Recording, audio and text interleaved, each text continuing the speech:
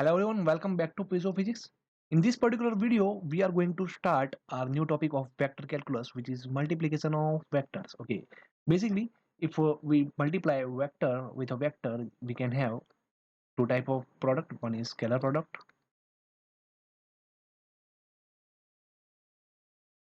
another is vector product.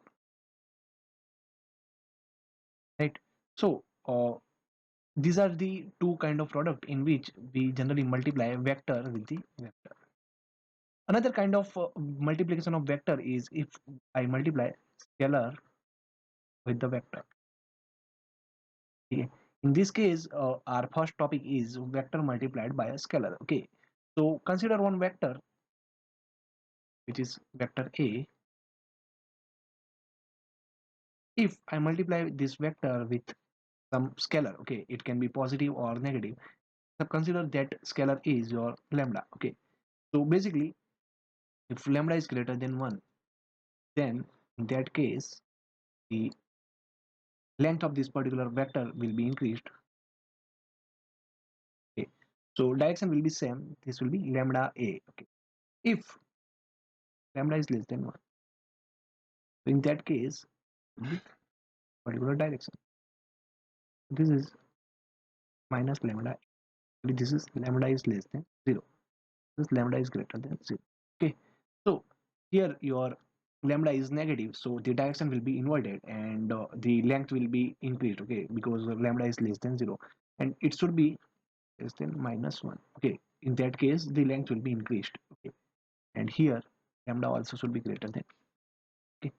So basically, if lambda is positive and it is more than 1, then length will be increased in this particular direction.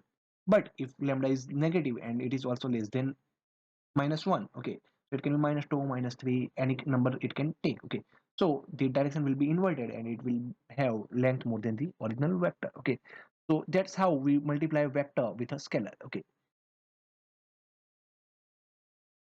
so we have momentum for this kind of example.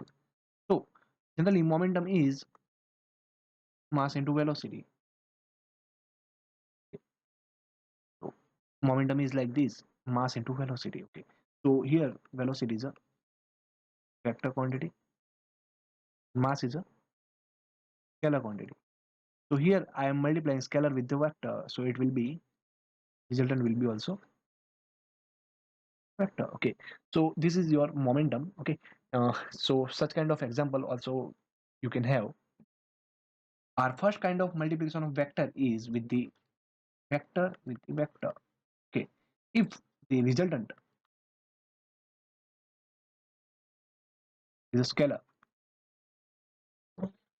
such kind of multiplication of vectors with the vectors is known as scalar product. Okay, so consider two vectors A and another vector B. So such kind of vector is such kind of product is also known as dot product.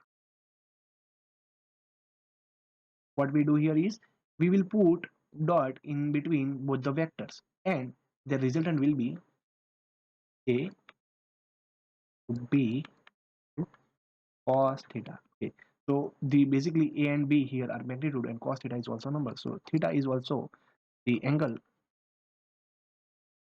between vector A vector B. Okay, so here you have vector A, here you have vector B. If this is your angle theta, okay, so here you will have the dot product. Okay, theta is the angle between these two vectors. Okay, so such kind of product is known as scalar product or dot product, and our resultant will be scalar. So the resultant will not have any kind of direction. So consider one vector A here and another vector B here. Okay, this is theta. So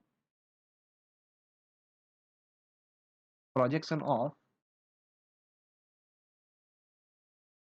vector B along vector A. So this is our vector A, and the projection of this particular vector B can be carried out this particular vector A. So this will be, okay, if this is theta, this is your hypotenuse, and this particular part is your projection of vector B along the vector A. So basically you can see that this will be B cos theta. Okay, so we know that we have A dot B equals to A into B into cos theta. So you will get B into cos theta. So you will get A dot B divided by A. Okay, so you will get B into, this is vector A divided by its own magnitude, so you can also write it as A cap. Okay, so B cos theta is your projection of vector B along the vector A.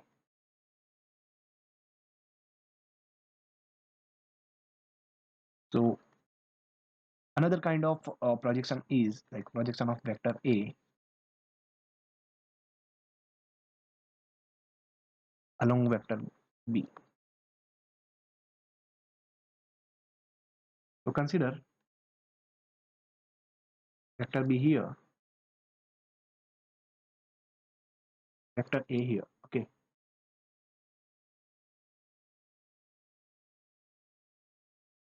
this is your theta. Okay, now you can see that I can make projection here. Okay, so this particular part is your A cos theta. Okay, so you can get also A cos theta will be A dot B divided by the magnitude of B. Okay, so basically this will be A dot B cap. Okay, so projection of vector A along vector B is basically A vector dot B cap. Okay, so that's how we can resolve the projection of vector A and B along the another vector. Okay, now let us look into the properties of scalar product. Our first property is, okay, if theta is from 0 to 90 degree. Okay, in such case A dot B will be positive. If theta is between 0 to, if theta is between 90 to 180 degree, such case A dot B will be negative. Okay, so here you can say that 0 to 90 is your acute angle and 90 to 180 is your obtuse angle. Okay, so in such case you will have negative resultant. Okay, our second kind of property is A dot B equals to B dot A. Okay, this is commutative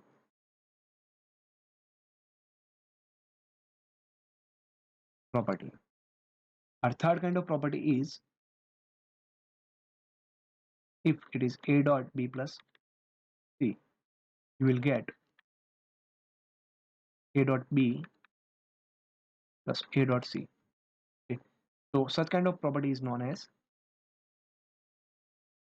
distributive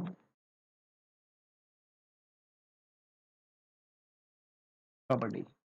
Okay, so this kind, so this both the properties you can use in solving the numerical. Our fourth kind of property is the angle between vector A and vector B. Okay, so here we have A dot B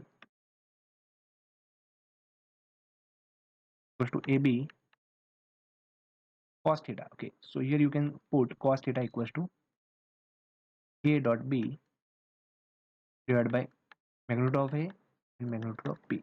Okay, using this particular method you can find cos theta. Okay, so basically theta is equals to cos inverse A cap dot B cap also, because vector A divided by its own magnitude is your unit vector of A, and vector B divided by its own magnitude is your unit vector B. Our fifth kind of property is the A dot B is basically AB cos theta. If theta is 0, A dot B will be B plus. Okay, so for theta equals to 0, we will have maximum resultant. And if theta is equal to 180 degree, A dot B will be minus AB. This will be minimum value of this particular scalar product. Okay, so generally for theta equals to 0, you will get maximum resultant. For theta equals to 180 degree, you will get minimum resultant. Also for theta equals to 90 degree or 270 degree, A dot B will be 0. Okay,